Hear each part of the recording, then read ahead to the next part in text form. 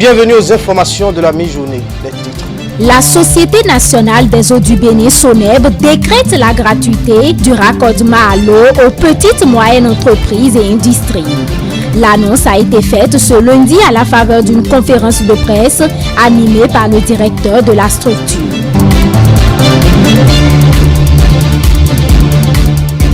Sorti ce lundi du médiateur de la République, Joseph Nolofou exhorte acteurs politiques et citoyens à œuvrer pour des élections communales et municipales pacifiques.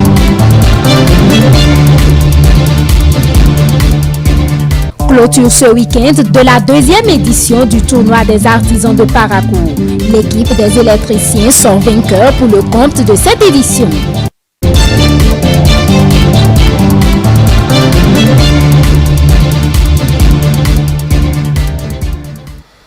Merci de nous préférer pour vous informer. Le raccordement initial au réseau d'eau de la Société nationale des eaux du Bénin est désormais gratuit pour les petites et moyennes entreprises et petites et moyennes industries. C'est ce qui ressort de la conférence de presse organisée par le directeur en charge de la SONEB en collaboration avec l'Agence de promotion des investissements et des exportations APIES.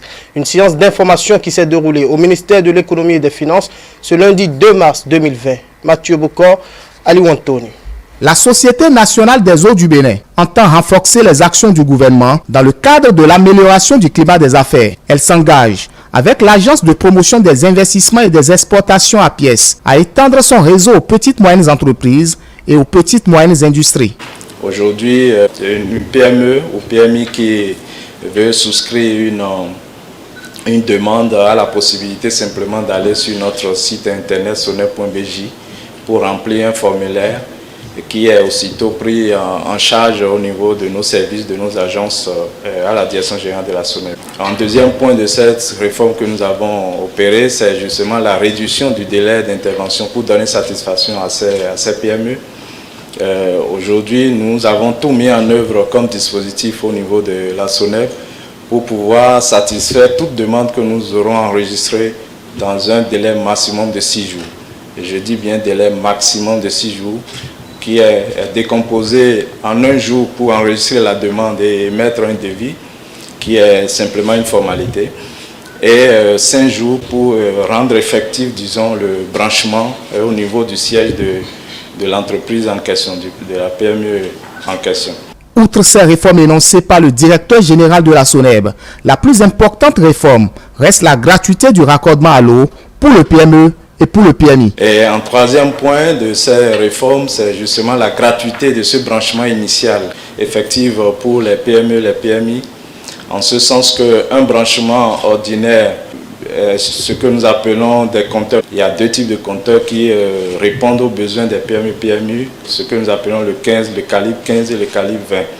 Ces deux calibres d'ordinaire reviennent en termes de branchement à 105 000 et 110 000. Aujourd'hui, nous avons rendu cela gratuit, sauf justement la petite portion qui relève des droits de timbre et la caution sur consommation qui est de l'ordre de 12 000. Donc, en tout et pour tout, aujourd'hui, au lieu de payer 110 000, il n'y a que ces deux petits montants, 2 400 plus 12 000, qui sont simplement à observer, et ce n'est pas sous le contrôle de la SONEB. Donc tout le reste qui relève de nos prestations, équipements, fournitures, dans le sens qui sont nécessaires pour assurer le branchement de la PME PMI en question, est désormais rendu gratuit pour les entreprises. Une opportunité à saisir, a martelé le représentant de la pièce Eric Kako, mais qui relève de quelques critères, Souni Kami Dansou, le directeur général de la SONEB. Il faut que la PME PMI en donne vraiment la preuve qu'elle en est une, et deuxièmement qu'elle soit propriétaire de ces locaux, en tout cas à travers un permis de construction, même si ce n'est pas encore établi, si il donne la preuve que c'est en cours d'établissement, nous prenons déjà action là-dessus pour pouvoir avancer. Et en troisième lieu, il faudra que notre réseau soit à proximité, disons, du siège en question de la PME.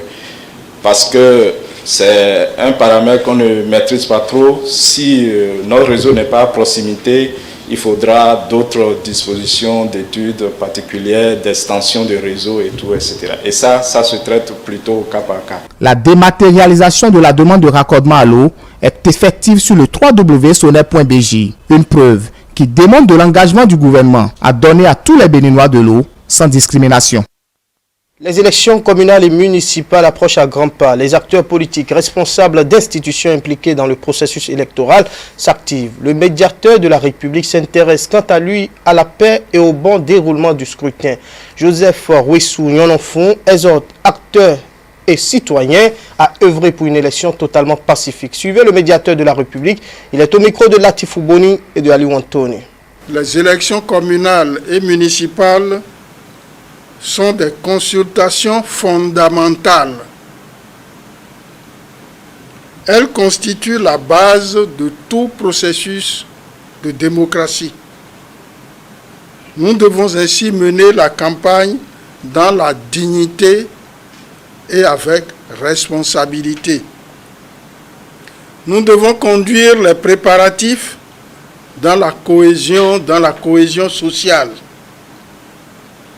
La convivialité doit être notre mot de ralliement. Un mot mal placé peut engendrer des mots qui, à leur tour, occasionnent des situations tragiques et inextricables. Car les présentes élections sont des élections de proximité, de voisinage, et tout cela doit nous conduire vers la fraternité qui est le premier élément du trépied de notre devise nationale. Fraternité, justice, travail. Le trépied qui fait consensus depuis les origines, qui fait consensus autour duquel nous bâtissons notre unité, même si des divergences dans la mise en œuvre et dans la mise en action peuvent surgir. C'est humain. Nous devons avoir en vue et en esprit la question de la paix et de la fraternité. Fraternité, justice, travail. L'article 3 de la loi portant code électoral ne dispose-t-il pas que l'élection est le choix libre, par le peuple du ou des citoyens appelés à conduire, à gérer ou à participer à la gestion des affaires publiques. Pour que la liberté soit dans le choix, il est nécessaire qu'il y ait paix et qu'il y ait sérénité, qu'il y ait une démarche volontaire et responsable. Et le choix libre, est-il dit. Le médiateur de la République, selon la loi qui le fonde, autorité administrative indépendante et prise de paix et à la recherche de la concorde nationale, nous exhorte tous à prendre part massivement aux consultations du 17 mai 2020 dans la joie, dans la vigilance, pour que rien n'entrave notre détermination à construire un Bénin digne, responsable et prospère. Je vous remercie. Journée mondiale de la protection civile, c'était le 1er mars. En marge de cette célébration, le ministre de l'Intérieur et de la Sécurité publique a adressé un message à tous les citoyens béninois. L'autorité ministérielle invite chaque citoyen à garantir la sécurité de chacun et de tous. On écoute le ministre Sakalafia. Cette journée vise à sensibiliser le public aussi bien sur les comportements à risque à éviter que sur les bons comportements à promouvoir pour prévenir les risques de catastrophe ou pour se préparer à les gérer au mieux. Le thème retenu par l'Organisation internationale de la protection civile pour l'édition 2020 est intitulé « Un secouriste dans chaque famille ». Ce thème évocateur nous exhorte tous à la coproduction de la protection civile en amenant les membres de nos familles respectives à apprendre des gestes qui sauvent et à se faire former en secourisme. En effet, la protection civile ou protection des biens et des personnes contre les catastrophes n'est ni exclusivement l'affaire des gouvernants, ni celle des forces de protection civile que sont les sapeurs-pompiers et les fonctionnaires de la police républicaine. La protection civile est l'affaire de tous et concerne toutes les couches de la population, à savoir les gouvernants, les élus locaux, les ONG humanitaires, la société civile et j'en passe. Le citoyen apparaît donc comme un acteur essentiel de la protection civile et c'est pour cette raison que j'encourage les citoyens à adhérer massivement au programme Pères éducateurs et secouristes mis en place par l'Agence nationale de protection civile afin de promouvoir la coproduction de la protection civile à la base et au sein des familles par une formation libre et gratuite au secourisme. J'exhorte donc chaque famille à disposer en son sein d'un père éducateur et secouriste pour accompagner nos services de secours et de protection civile qui ne peut être présent partout, à tout moment. C'est le lieu de remercier et de féliciter tous les acteurs de protection civile que sont les civils, les paramilitaires et les militaires. Je voudrais également, avec déférence, m'incliner devant la mémoire de ceux qui ont donné leur vie pour que vive la République. Vive la protection civile, vive le Bénin. Je vous remercie. Du 24 au 28 février 2020, les enfants des communes du Bénin se sont retrouvés pour le Forum national des conseils d'enfants.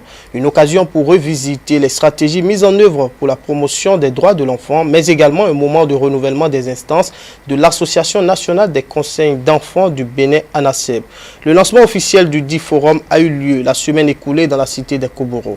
Léon Batonwero, Boris Arissou pour le compte rendu.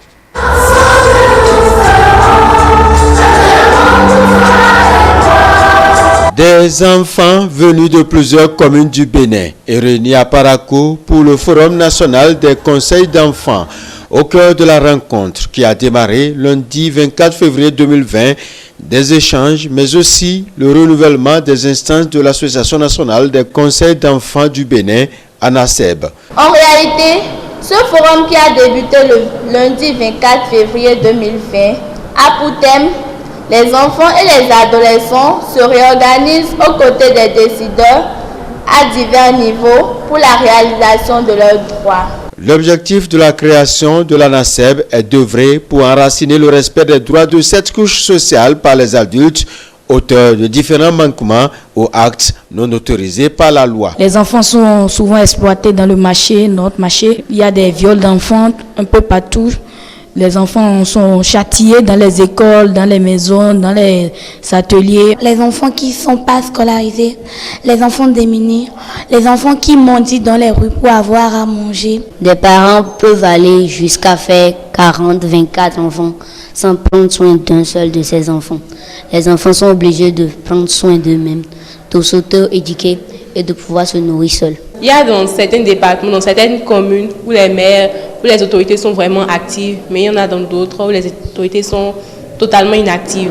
Face à un tableau qui reste encore à améliorer, les initiatives des enfants dans les communes bénéficient du soutien des acteurs acquis à la cause du respect de leurs droits. Plan international, autant que faire se peut, accompagnera les enfants dans leur initiative, accompagnera les enfants pour les rendre responsables de leur action, pour les rendre responsables de défense de leurs droits et pour que leurs droits soient accomplis en République du Bénin. Le Forum s'engage à soutenir de façon permanente et durable l'ANACEB dans la concrétisation de ses actions en matière de droits des enfants. L'occasion du lancement officiel du forum a été saisie par la nouvelle présidente de l'ANASEB pour témoigner sa gratitude à ses pairs, mais surtout à leurs partenaires. Je voudrais vous remercier de m'avoir honoré par votre présence et votre appui financier et technique, sans quoi le FONASEB 2020 ne serait.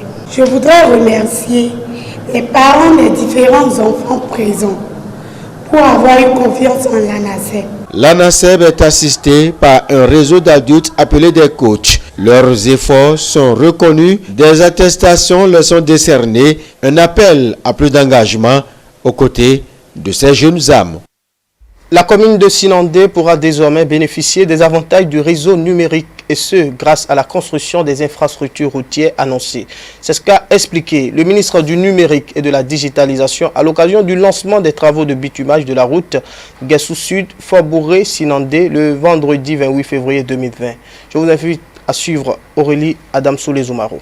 Depuis 4 ans bientôt, le président est en train de transformer les rêves des Béninois en réalité et de leur donner toutes les bonnes raisons d'aspirer à un avenir meilleur. Avoir des routes praticables, c'est avoir un avenir meilleur. Avoir des infrastructures de qualité, c'est envisager l'avenir avec beaucoup de sérénité. Donc je suis vraiment très heureuse et les populations aussi. C'est la preuve, si besoin en était, qu'avec le président Patrice Talon, les générations actuelles et futures ont le droit de vivre dans un autre Bénin, un Bénin dont nous sommes fiers et un Bénin qui nous permet d'aller vers nos aspirations de développement. Nous avons les opérateurs GSM qui sont déjà présents ici, mais encore plus effectivement avec ces travaux, les infrastructures numériques vont suivre également les infrastructures routières. Nous allons pouvoir effectivement profiter de ces travaux pour également avoir un désenclavement numérique de toutes les communes environnantes, puisque vous savez que nous investissons beaucoup dans le numérique aujourd'hui et donc toutes les actions allant dans le sens d'envisager, de considérer ce désenclavement numérique dans tout notre pays est aussi un chantier majeur du gouvernement du président Patrice Talon. Démarré le 11 janvier 2020, le tournoi des artisans de Parakou a pris fin le vendredi 28 février dernier. L'équipe des électriciens est sacrée championne de cette deuxième édition. Le compte-rendu de la finale de ce tournoi, c'est avec Mikaya Imourou et Marc Capo. 1-0, c'est le score qui a fait des électriciens champions de la deuxième édition du tournoi des artisans. Sur le terrain de Ganou, les poulains de Ibrahim Malik qui confirment leur détermination en concrétisant à la 56e minute. Le score ne changera jusqu'à la fin du jeu. Mes impressions sont bonnes, commençant par mes coéquipiers qui ont su garder l'attention et la façon dont ils ont mené le jeu au cours des 70 minutes. Je ne saurais quoi leur dire et du côté positif. Les staffers surpris du temps trouvent une raison qui justifierait leur défaite. Ce que moi je veux dire, c'est qu'au niveau de l'arbitrage, ça n'a pas du tout marché. Ça n'a pas du tout marché et bizarrement, on a cassé un but. Pas un coup franc, il n'y a pas de problème. Mais nous souhaiterons que la prochaine fois, il faudrait qu'on parle un peu aux arbitres. Parce que ce qu'il a sifflé là, c'est comme s'il a choisi un camp et il a sifflé. 48 jours de divertissement dans le rang des artisans qui ont pris part à cette deuxième édition de leur tournoi de football à travers 6 équipes. La première édition, c'était nos frères émigrants qui sont partis avec le trophée. Cette année, c'est les électriciens. Et on a suivi un beau match. Et nous-mêmes, nous sommes satisfaits parce que ce que nous étions en train de rechercher, nous l'avons retrouvé. Parce qu'on s'est dit qu'il faut rassembler, réunir les gens autour de quelque chose qui peut produire un peu de la joie. Et cette joie, nous avons ressenti, tous sont partis. Les deux équipes n'ont pas démérité, 1-0 en faveur des électriciens. Les staffeurs ont montré ce qu'ils pouvaient faire. Chacun a laissé, que ce soit les Tnevis, les Truelles et autres, ils sont venus pour venir travailler et aujourd'hui nous sommes heureux. Les meilleurs ainsi que les 3 autres équipes ont reçu des maillots et des ballons. Des prix individuels ont été donnés pour reconnaître le mérite de certains joueurs. Tournoi de football des artisans de Parakou, le rendez-vous est pris pour l'année prochaine. Cet élément que le journal de la mi-journée, un journal réalisé par l'ensemble de notre rédaction. Merci de l'avoir suivi. La prochaine édition du journal présenté, c'est 19h45. À bientôt. Beni.